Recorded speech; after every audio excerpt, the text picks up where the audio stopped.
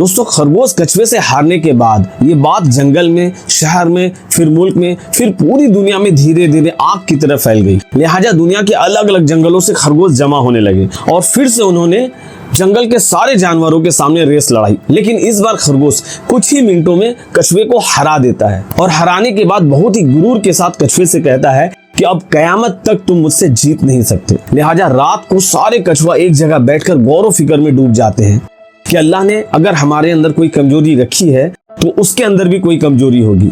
लिहाजा रात भर गौर फिक्र करने के बाद दूसरे दिन फिर कछुओं ने खरगोशों को दावत दिया रेस लड़ने की। लेकिन इस बार रेस 2 किलोमीटर का नहीं बल्कि 10 किलोमीटर की रखी गई। लिहाजा रेस शुरू होता है।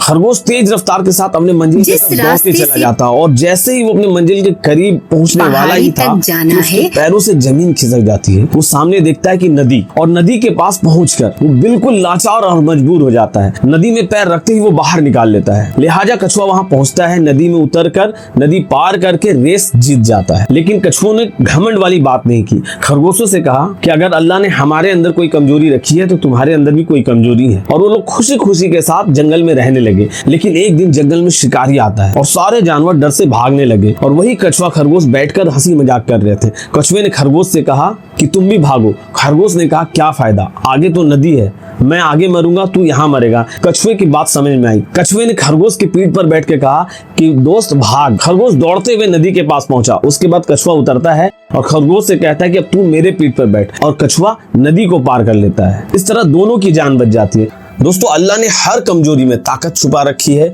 और हर ताकतवर चीज में कमजोरी छुपा रख दी है ताकि ये दोनों एक दूसरे के साथ मिलकर अपने अपने कमजोरी को दूर कर सके। बस जरूरत है जरा सी गौर व फिक्र की। मिलते हैं नेक्स्ट वीडियो में। चैनल को सब्सक्राइब और वीडियो को शेयर जरूर करें।